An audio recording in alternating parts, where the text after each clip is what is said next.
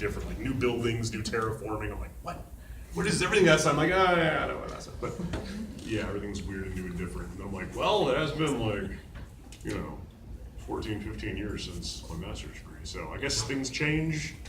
This is all for progress and big buildings, and I don't know, there's air conditioning, I like that. So aren't you glad you brought me out? Hard-hitting truths with Patrick Seitz. All right, I guess what's your most enjoyable experience so far in your career? That I'm still working. Yeah, because when I started, I was like, this is a fluke. Like, I got a lead. Like, one of my first big roles, one of my first things was a lead. I played Aladdin in Magic. And then, I went on to do Kill la Kill, and I was like, okay, this is it. This could be it, and it'll be fine. And then it wasn't it, and it was You like, didn't lose your way.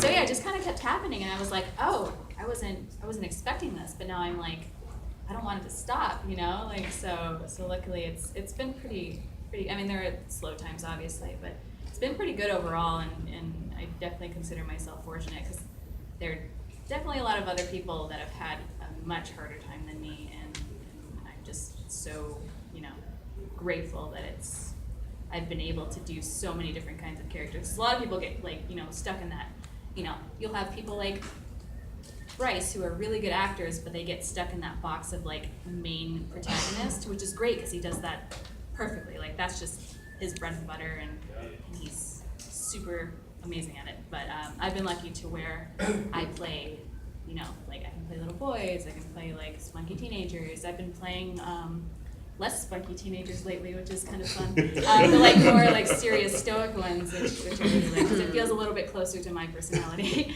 But it's actually harder to do, for me, because it's hard for me to be myself in the booth because I'm so fixed on being someone else. But yeah, like just being able to work has just been amazing, and just being in it in general, because like I said, I love cartoons and video games, so being able to do something I love and not have to, waitress or work in a warehouse like I've done before is really nice. It's a weird feeling when you realize, I think it happens over a course of time, like I don't think it's a sort of a thunderbolt moment unto itself where you're like, oh wow, this is my job now. Mm-hmm. Like it goes from, wouldn't it be weird if I booked a thing next month to, wouldn't it be weird if I didn't book anything next week? You know what I mean? Then it's got that whole extra set of pressure of, this is my job now. Like this is my actual job. Okay, that's great, and I love this, and I love my job. How do I make it so I can love my job for the next 40 years straight? Like I look at the folks that have been doing this a long time, like the old guard, the people that came up with like Robotech and stuff, and the fact that those guys who are still around have been able to parlay this into a career that spans decades is really impressive. Like just to have that staying power in an industry where new and shiny is always the exciting thing. You know what I mean? Like experience is good. People will remember if you do a good job, but it's a really hard thing to keep working at when people are always like, what's the new thing? Who's the new person? What's gonna be the new hotness? So, I mean, again, like Eric said, just the fact that this is my career and I'm still talking about it in the present tense is my favorite thing about my career. But then I try to tell myself, like, hey, if I woke up tomorrow and my throat's like, peace out! Like, actually dislodged my body, like, ran off, start its own new life somewhere. I would hope that I would just be grateful for as long a run as I had, but also I want to keep it going. Like, with even having said that and that being true, I just want to do this until I drop. Yeah. So. It's like Pringles, when you pop, you can't stop. We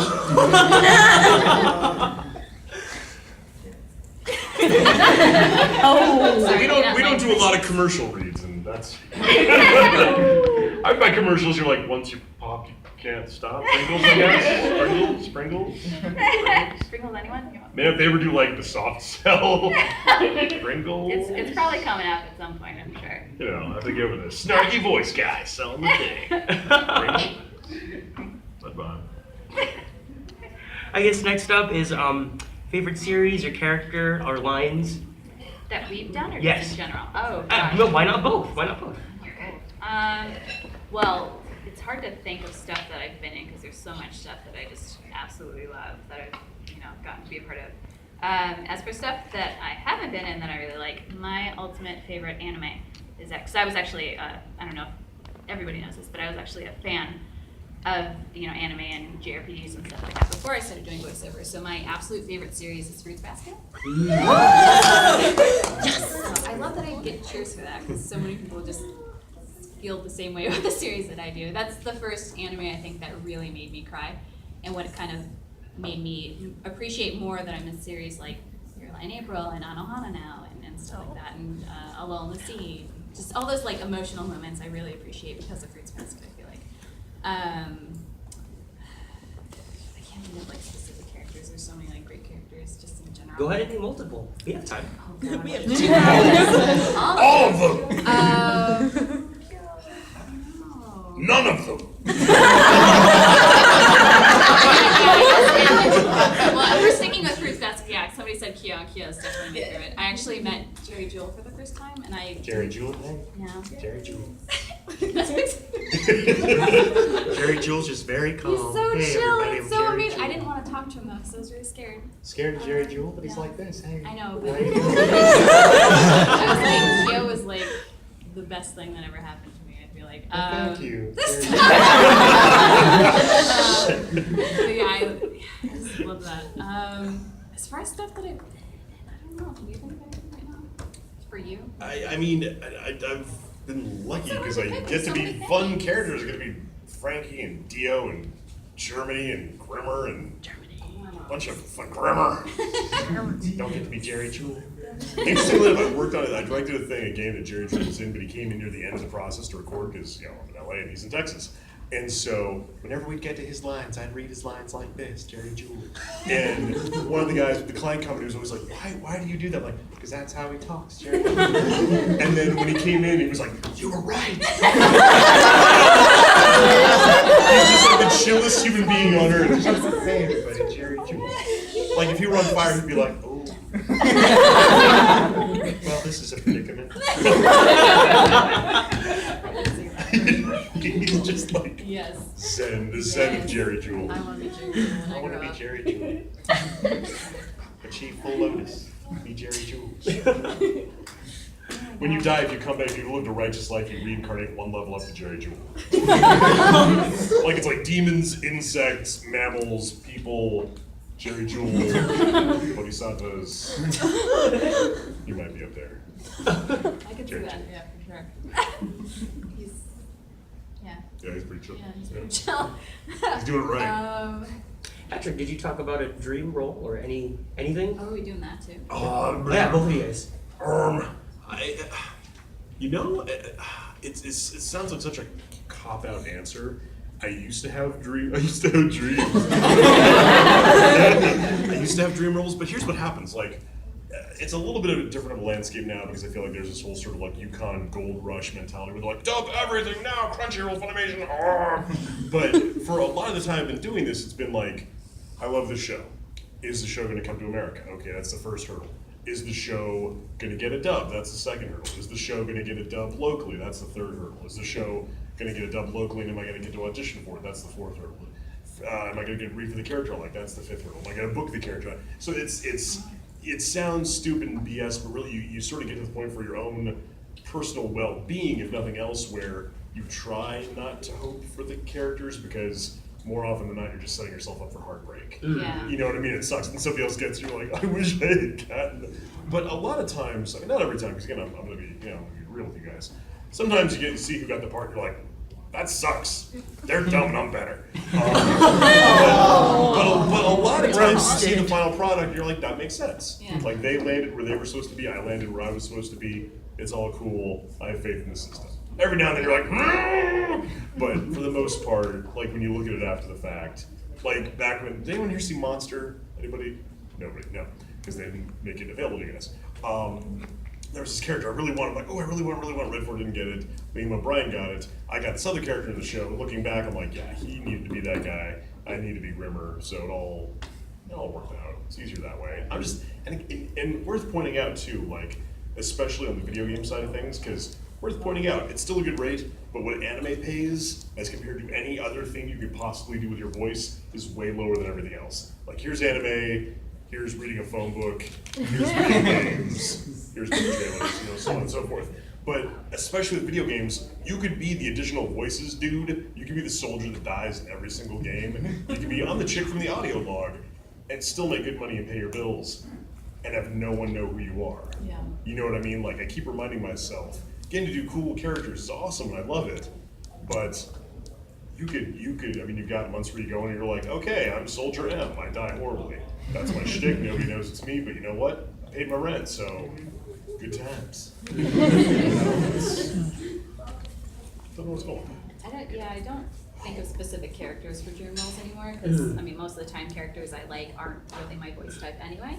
So, I found that I've auditioned for things that I'm like, oh, I don't think I fit that, and then I get it anyway, and I'm like, oh man, I really like this character. This probably would have been my dream role had I known so much about the character at the time. But now I feel like more of like what I dream of being in is usually just specific titles, like Tales of the Tales of series is definitely. Ooh, congratulations. Yeah, thank you. That was one of my dream games that I wanted to be in, and now I'm like, Persona's the next one, hopefully. I still haven't played 5. I really need to play 5. I hear it's amazing. But yeah, Persona, I'd love to be in that. I'd love to be in like a Final Fantasy at some point. Of course, everybody wants to be in a Disney movie. That'd be cool. Just anything. Even in a Disney movie. But you're still in it. Your name's in there. I can only dream. But yeah, just stuff like that. I don't think of specific characters, because he's right. It like does kind of break you if you think of it like that specifically at a certain point. Because I definitely have friends who are in the industry who have been doing great things, but they freak out when they don't get specific auditions for specific characters, and it's like I just see them just crumbling, like, and just hating themselves, and I don't want to be that person. Yeah. So I used to be that person, but I've like grown over the course of 4 years now, and I just realized like that's just not the way to go about it, because it makes you not enjoy the job as much. I feel like and I want to have fun doing it, so I don't try not to think about that stuff. Yeah, definitely. Do you guys want to talk a little bit about the differences between doing anime and doing video games or other work? Yeah. Money. Anime pays like a third what video games pay. For the comparable time. Anime is usually easier on the voice because, like, okay, we're going to preview this line, or if you're doing something in Texas, we're going to preview these couple of lines. Okay, now we're going to record the lines. Okay, let's watch that back. Okay, let's pick up the second one. Beep, beep, beep, here we go. There's a lot more time in between takes as you're adjusting and looking back and reviewing, now the engineer futz stuff around. With games, it's like, well, did any of you guys play a game called Red Faction back in the day? You're on Mars, you've got a sledgehammer. It's basically like it's basically like demolition porn. How can you destroy these buildings best? It's a lot of fun, very cathartic. I went to be a soldier on that. It was like, okay, you're dying, you're shot. Okay, now you were on fire. Now you were electrocuted. Now you're crushed by a wall. Now you're hit by a car. Now you're hit by a car while you're electrocuted. And you're like, take the page. Go. Death. Scream. Death. Oh, we blew out on that one. Sorry. Give me one more. The engineer's like, whoop. Death. Oh, that one went a little long. Give me one 2 seconds shorter. Death. Okay, let me get one. I'm still looking for what I'm looking for. Give me a longer death. Death. Okay, now give me quiet death. So, I mean, it seems like with games, sometimes you see what a character looks like, sometimes you don't. Sometimes there's no character art, sometimes you don't see anyone's lines but yours. So if you've ever played a game where like, wow, it sounds like they've got no context for that line, it's probably because we had no context for that. It's as compared to anime where you're seeing everything, you're previewing, you're seeing the stuff around you, you're seeing your character, you're seeing their character, you're seeing the timing. It's tough when you first get into games because they're basically blindfolding you and throwing you off like the high dive board. Yeah. And you just have to, that's where it really becomes important that as an actor you have good cold reading skills. Because you are faking, we don't do table reads. We're not, even for the anime, we're just going there and seeing the script the first time that day. And it's have good script interpretation skills, have a director who knows what they're doing and trust them, and a client that isn't going to destroy you. Yeah, pretty much everything he said, for sure. And it's kind of funny, like having been a gamer, especially for JRPGs, and having been in JRPGs now, like what he's saying about how we have absolutely no context. Like the thing that annoys me the most about JRPGs is, but I get it, like why it happens now. You know, like the visual novel style games, like Danganronpa Yeah. or like anything NIS America does, basically. Playing through Danganronpa, like I would notice a lot of the lines don't match up with the character portraits. It's because they don't give us the character portraits. We have no idea what the character is feeling other than what the director or the client tells us. Sometimes they're not always like on the mark. So stuff like that is like, oh man, if they had just told me, I totally could have like sounded like I was crying like the character looks like they're doing on the screen right now. So, and I've seen people complain about that stuff, and I'm like, well, had I known, you know? Or there were like 5,000 lines between your last line and your Oh, current yeah. line, and some directors will give you the synopsis of what happened in between. Others will be like, okay, your next cue. Yep. Boom. Okay, and you can't.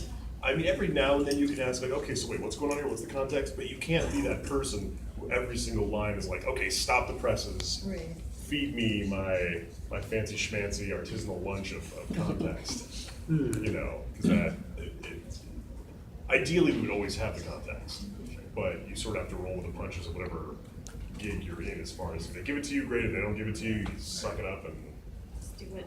just go. You're getting paid to do your job. This one is a urgent one that we just got from our staff. Ask if you had to eat a sandwich from Substation, what would your order be? And to yell it. I know the answer to this one. Yell it loud and proud. I would get the roast beef with cheddar cheese sandwich if that were a thing. A Theoretically. marinated cucumber and cheese sub thing. Josh, are you hearing this? Yay! Urgent. We did it. I can honestly say no one's ever asked me that question before. Thank you. I would like to hear that question more. As would I. Well, there you go. But like, it would actually have to be delivered though. Like, I don't want somebody to just ask me and then not give me a sandwich.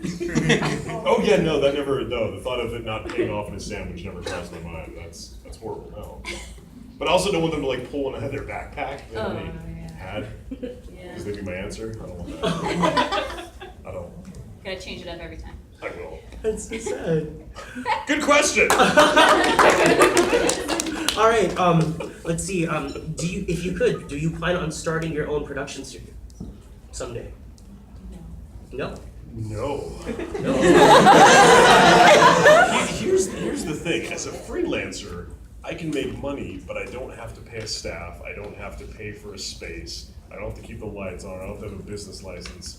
It's, you know, there are business costs to doing what we do, but it's not that month in, month out of having your own production company. And also I feel like with the stuff I'm doing, there's really not the need. I mean, I have clients who will push me for the writing, clients who will push for the writing, and of course for the acting, they'll hire me out. So it would just be a lot of extra.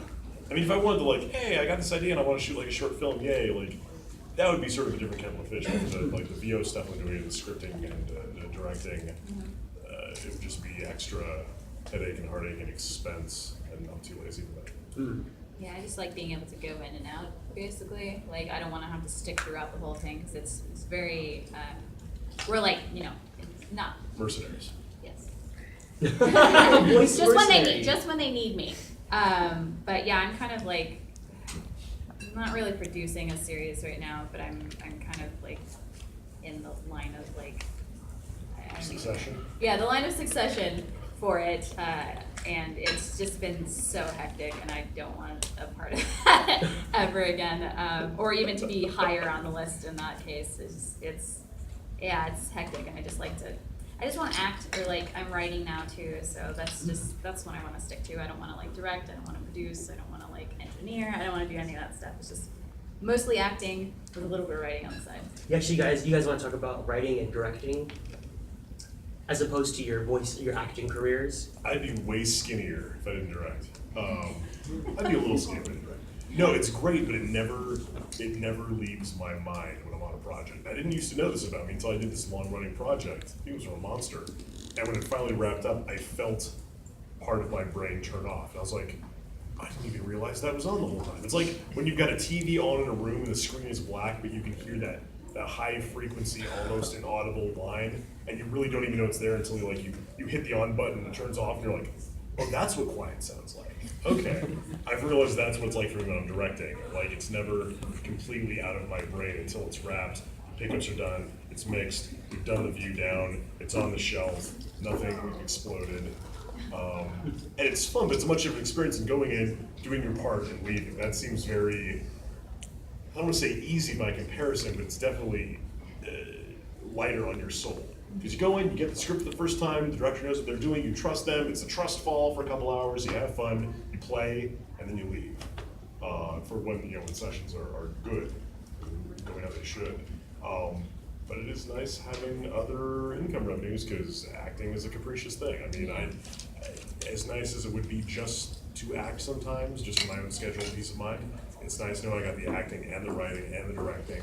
If any one thing slows down, I'm not shaking out the couch cushions for, utilities money. Yeah. That was really dark, I'm sorry. It's definitely good for the extra income. I'm like slowly going more and more crazy, I feel like, though, because having been on both sides, the acting side and the writing side now, sometimes you'll get scripts for shows that are just god-awful when you're acting, and you can only do so much to save it. So now that I've been writing, my whole thing is like, I'm gonna make these scripts better. I'm gonna make it so that, like, you don't have lines where it's like, I'm gonna go to the grocery store, because sometimes you'll get those. Yeah, don't shatter it. Yeah. So There's I'm a like better way. trying really, really hard to not have to resort to that stuff. Sometimes when you're like in a pinch and the script's due the next day, you definitely have to like throw in at least one or two of those, because you're like, I can't think anymore. Like, I've already written like 400 lines of dialogue, and I can't do it. But for every I'm going to the grocery store, you can have a hitting the store. Need anything? Yeah. Like 2 short sentences don't sound like William Shatner doing them. Yeah. I definitely try to minimize those, but sometimes you'll get like the block of text, and it's like blah blah, and it's like, but you just gave me like a year's worth of information. How do I fit it into 2 flaps? I just don't. It's.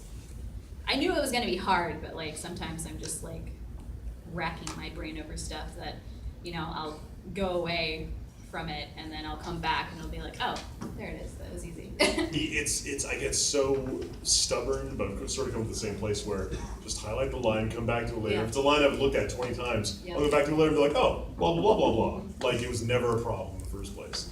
It's tough doing as much writing as I do, because when I'm in the booth as an actor and I get a crap script, it's not my place to say. And there's some directors I'm comfortable with, and I know they didn't write the script, and I know they think it's crap too, and we can have that whole like, oh, good line, kind of snark. But for the most part, you just keep your yap shut and do the best you can, because maybe they wrote it, maybe they like it, not your place to fix. You're just there to, I mean, you're there to make the line work. You're not there to like overhaul it, unless the director's like, dude, I don't even know, what do you got? That's happened sometimes. Or sometimes I'll be like, hey, let me try one more. I've got an idea. Let me just try something, but I never want to presume. But Yeah. it saves a lot of time, because a lot of times people will be like, oh, they'll figure it out in the booth. But if you're having to rewrite stuff while the actor is in there, the actor loves it, because they're like, I'm getting paid per hour. You take your time to watch that line, rewrite that line. Just do your thing, guys. Woo! But if you have good scripts going in, it really, you get better acting, because there's less downtime between lines, there's more of a flow to it, you're making better time. It's just a better, ounce of prevention is a pound of cure kind of thing. And it's fun. It's fun to give people different voices. Because you guys have watched dubs where everybody sounds like the same person, basically. Like they're all finger puppets on the same hand, but same word choice, same verb, same syntax. But it's cool, like, Anohana, Suko doesn't talk like Popo. No. Nor should definitely she. not. Nor should she. No one should talk like Popo. Popo's fun to write for. They're all fun to write for. It's fun to do, but then I look back sometimes, I'm like, I've done hundreds of these scripts. Yeah. Why has my youth gone? All right, well, that's pretty much it. We're gonna turn to the audience now for some questions. Raise your hand and I'll call on you. Right here. All right, in the back. Yes, I have a question for Mr. Patrick up here. Yeah. I've read a few articles recently that they are bringing back Eureka 7 with a 3-part movie trilogy. Mm-hmm. And you played one of the characters of that series. You played the role as Charles Beans. Mm-hmm. have you gotten any notice of them wanting you to play that role or not? And if you haven't yet, would you be willing to do it? I've heard, I mean, if they want me back, I'll go back, definitely. I've heard nothing so far. I mean, I read the article online that said it was happening, but no one's contacted me specifically. So, heard nothing so far, but yeah, I'll definitely go back and do them again if they give me the call. So, hopefully. Good question. All right, Flower Crown. Thank you. This is for both of you. If you guys could be any item in Costco, which would you be and why? Obviously. Do they sell those in Costco? I've never been in a Costco. In like a 50-pack. It'd be like a 50-pack of pork cutlets. No, but seriously, like, probably crunchy peanut butter. I'd be like a big old like drum of like Costco-sized drum of walnuts. Because I like walnuts, but they're really expensive.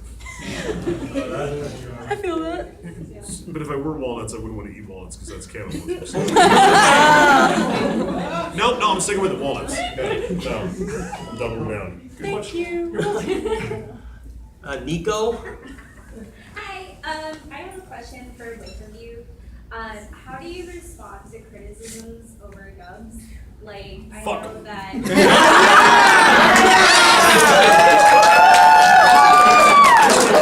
I'm sorry, you had more questions. I know that when the Love Live dub came out, there was a lot of backlash Yeah. for it. But I was wondering, not in terms of like over social media, but just kind of like what really like pushes you forward to be like, fuck all these haters. That's such an ego thing to say.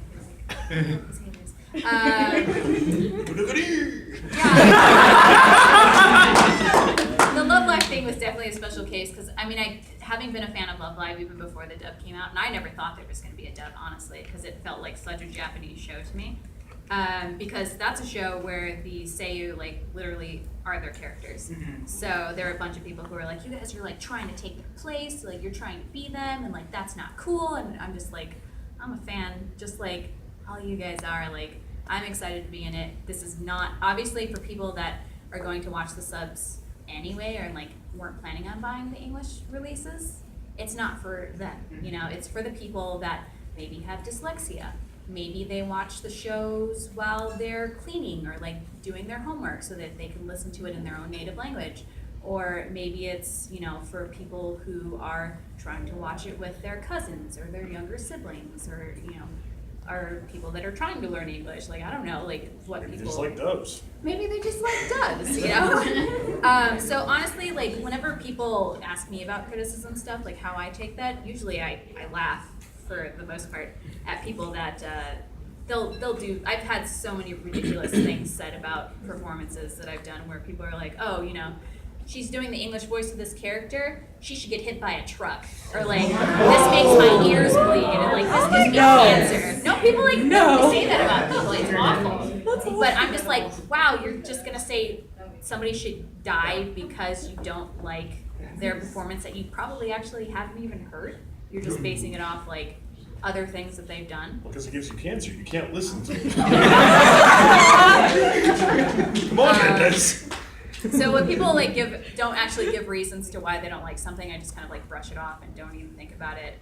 But honestly, like if people want to watch subs, I still watch subs sometimes. Like there are some shows that I think the dub is adequate, obviously, but I prefer the sub just because I do have favorite Japanese actors because I'm weird like that.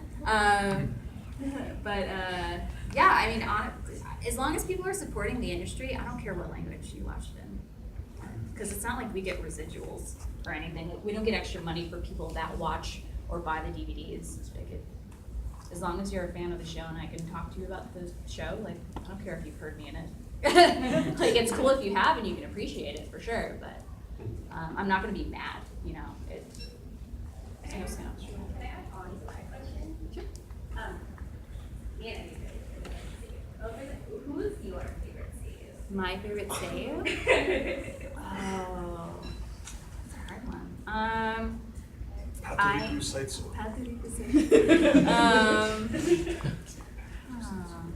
I'm trying to think. I'm like, I feel like I can catalog him, I swear. I like Takahiro Sakurai. Yes. Yuki Kaji's been in a lot of stuff and he's really good. Mamoru Miyano. Yes! Because JJ. I don't even really, I've seen Yuri on Ice, but I swear, like, I like JJ because of Mamoru.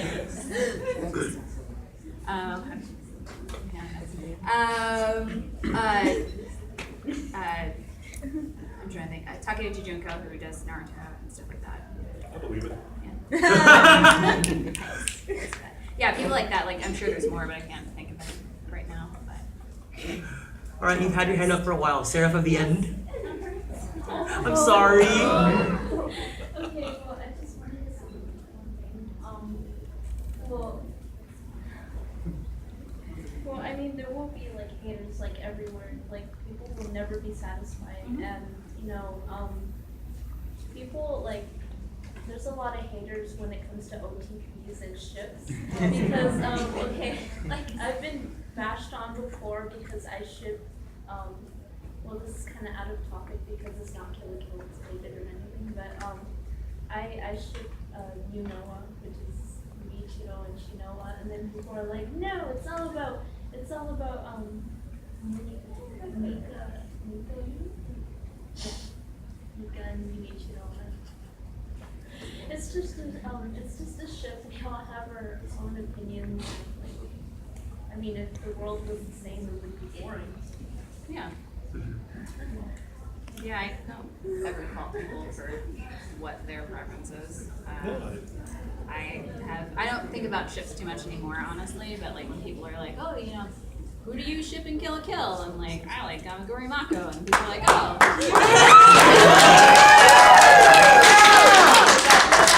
Yuko and Mako, I'm like, that's fine too. I mean, whatever your Mako and preference is. croquettes. Mako and croquettes. Guts and farting, I don't know. I saw your hand up as well, so you can go ahead.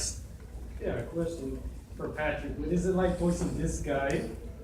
That's a guy? It's pretty cool. Well, it's good. It's loud. What is it? It's yelling. It's a lot of yelling. But who is it? It was just a mask, I don't get it, I don't understand. You don't know? You don't know? Yeah, it's Scorpion. Oh, it's Scorpion's mask. Oh. You're waiting for like the chain. Yeah. It's honestly. good. It's one of those where, and I always like, I hope I get to be him forever. But like seriously, if Ed Boon like ever like came to my door, I'd be like, how did you know where I live? But if he were ever like, I'm back and I'm gonna do it again, like tag out, and I'd be like, okay. I should. I kept it warm for you. I'm just the steward of Gondor, waiting for the king to come back. Please say it. Say it. Get over here! See, you all sat in the front, so you were already here. You guys. I'm over there with glasses. Over there! Hey, you're talking about me, right? Oh, no, the other guy. Okay, so this is kind of a weird question. If 4 of your characters were in the WWE, Scorpion, Nekozawa Senpai, Yes! Dio, you know, I said Dio, right? No, you didn't say Dio. Dio, or If you say Dio twice, he's gonna win. no, like there's two different Dios. One from part one. I said part two. Yeah. That's the best one. And there's like one character I totally forgot. Who do you think will win in a match? I think, well, here's the. I get, well, no, I mean, as much as I love it, it's not gonna be Nekozawa Senpai. Oh no. Like he's gonna evaporate. It would. Oh, I know, Germany. Yeah, no, he's not. He's gonna glare at them and then get broken in half. I'd like to think that part 3 Dio would have the advantage, but then part 1 Dio would be like, you're such a fuck up because you stole his body and you don't believe in yourself. And then he'd be like, I did steal his body, I don't believe in myself. And then he would like find the seam where the head came out of the body and be like, so I think it would be, I think part 1 Dio would win, and Scorpion would be like, I don't even understand anime, I'm gonna go back now. I think. I thought about that way too much just then. That's my answer. Nightwing? Oh, hey there. Sorry, guys.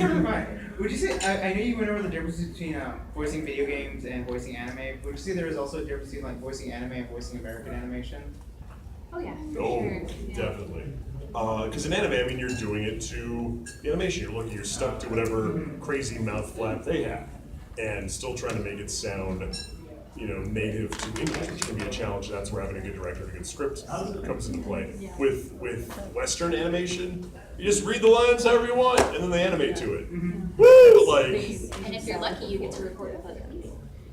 bam! Which is the fun part. Like, it's nice being able to have people to actually interact. I mean, you can't like go right over their line because of technical issues, but it's nice to have people to like pause and then react to,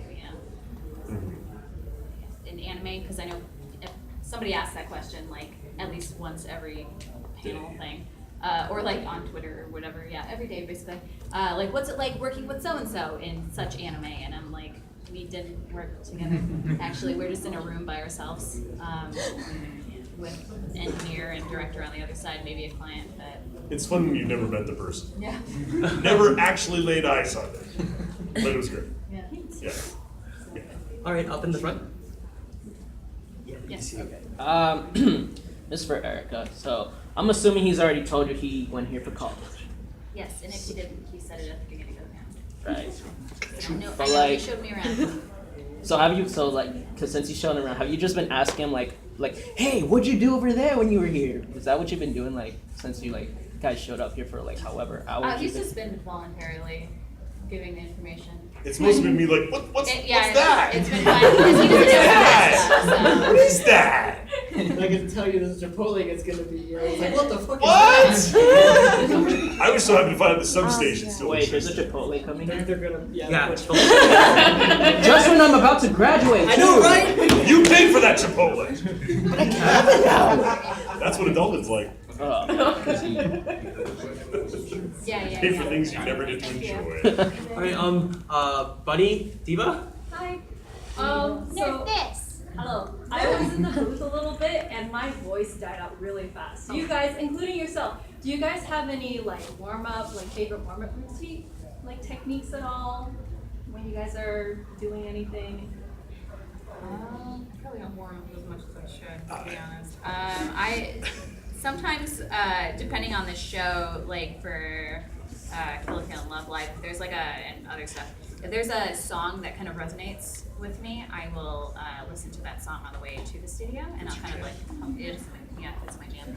And then I'll like hum along to it or sing, depending on how brave I am around other people. And that's kind of like my warm up, or every once in a while I'll do scales, but I'm not the best warmer upper.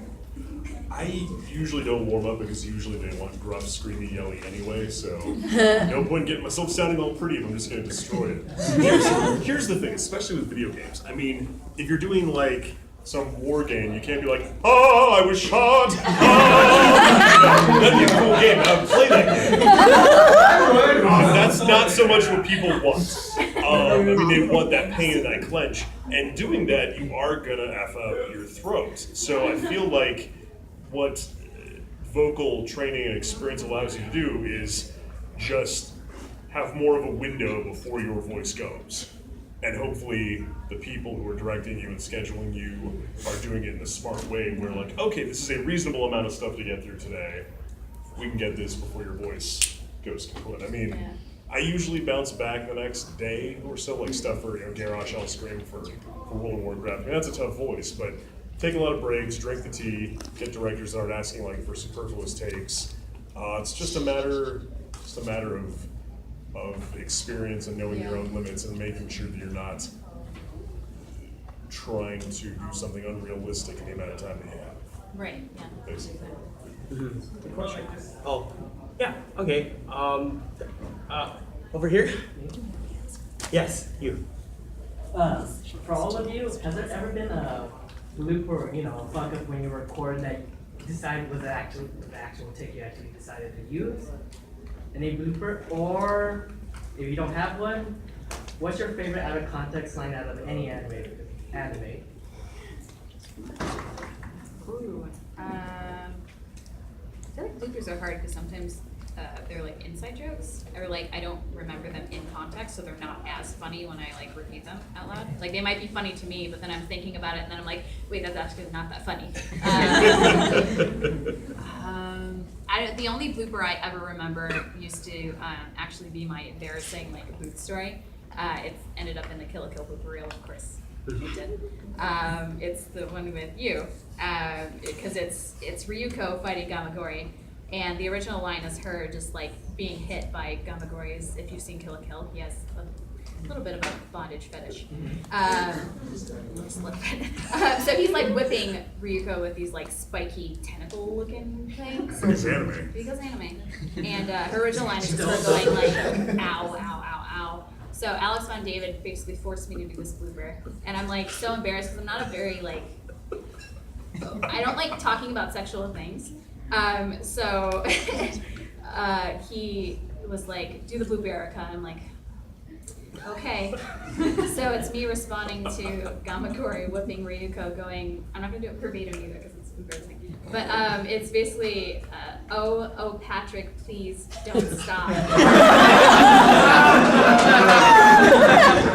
And then they played it with Patrick the next time he came in. And I think we passed each other in the hallway, and they were like, "Oh, they played the thing for me." I was like, "What the fuck?" And I was just so embarrassed. I was just like, "Oh, I'm so sorry." And I'm trying to remember, did you record that scene first? I'm trying to remember if I had that like I think so. bombed on me. So Yeah, I when they think say it's supposed to be a bomb. like not only played it for me, like it played when I was going for my take and I wasn't expecting it. It wasn't like, here, let's show you this thing. It's okay, go for your line sides, and then that played. And so I was like, I turned the 5 Cats for 5 Deutschmarks at Arby's thing blooper from Italia into a line in season 5. I gave him a choice when Germany gets caught in the Americans' camp and he's trying to pass himself off as an American. So that went full circle. Like I took the blooper and made it canon now. It's not one of my bloopers. I'm not gonna say what the line is, but there is a blooper I got just to amuse myself for Anohana, which we're currently working on. That after we recorded it, we were like, we're gonna make it the actual keeper, and we did. It's great. I wish I could tell you what it is, but I don't want to spoil the surprise. You'll find out someday. Someday, when we're done. It's a long time. It is a long time. Prompto? Hello. Alright, so. Chocobos! Wow! DBA! Oh my god. No, so simuldubs are a thing now. And it's crazy how much shit is getting dubbed at such a fast fucking rate at this point. It's crazy. True. So like, have you seen any? I don't know how it affects like out here because I know it's a lot of like Funimation has a lot of you know a lot of the shows that are coming in. But like, has there been any sort of increase in workload for any of you guys, whether it's like directing or like hey, we got like the cast out here. Like, hey, do you have any writers that can like help us write these things like ASAP or anything like that? Like, has there been? I mean, the biggest thing I've seen for us, because I do writing for Funimation, but a lot of times those schedules haven't changed. It's just been okay, you have to meet this deadline because, oh my god, it's going up on TV like it happened tomorrow.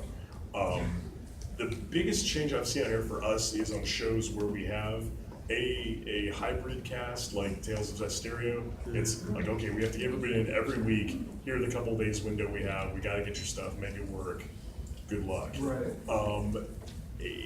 I'm sort of glad that we've not adopted that model. I mean, they wouldn't do it if it didn't work well. Clearly, the math must work out. The subscription thing must be just doing like gangbusters because they're doing all that stuff. And it costs more to do stuff that way. I mean, if you can bring someone in for the entirety of their role in an 11-episode show, that's way more cost effective than bringing them in every week for 10 lines when you're paying them, a 2-hour minimum rate. So obviously it must be working out, it must be worth the money. I like having a little more time and not being in crisis mode all the time. You know what I mean? Just personal, like having a little more time to think and time to take it and not be like, oh crap, another deadline, another deadline, another deadline. I mean, if I wanted to be stressed like that, I would probably be in a different line of business. I think for Do Rah Rah Rah, they tried to do like a month turnaround on the later seasons of that. And even that was tough because it's a SAG show, it's an ensemble show, so you've got tons of people, all of them coming in for a couple lines, and you've got folks like Steve Bloom and Kari Wahlgren and Yuri. How are you gonna get all these people on a weekly basis for their 10 lines, they're 1 hour, they're 2 hours. So it's a thing, it's working, they're doing it. Hasn't really affected my life much. Oh, well, I don't get to really do Funimation dubs anymore. That kind of sucks. Because, I'm out here. So that's personally like, what about it? I think the one good thing for the LA people that I've noticed that's kind of benefited me a little bit is that if I do have director friends who are doing like DVD shows that aren't being broadcast like right away, they'll usually, to get away from using the same people that they need to use to make sure the broadcast dubs work, they'll be more willing to bring people out from LA just so that the casts are like really different than the broadcast dubs have been. The places where they can afford to have that diversity. Yeah. Yeah. So that's how I ended up in like Go Sick, and then I just did something else down there pretty recently, which is really cool. Why is it called Go Sick? Did they ever say? I think because it's supposed to be like gothic, so I think it's actually gothic. Yeah, because they don't have the th sound. Yeah. That makes sense. No, because everything's talks about it. I'm like, what is it? It's about a little girl detective who barfs a lot. She's like a Lolita. Yeah. A gothic Lolita. She's like, I have to go sick. A gothic Lolita. Go sick, Lolita. Hattoriku Seitz. Back there. That's what it is. Patrick, so are you gonna get the new Tekken when it comes out? 7? Yes. No. No. Not to my knowledge. Well, here's the thing too. For the stuff that's non-union, my fighting stuff could be in there. I didn't record. Let's put it this way. I didn't record anything new.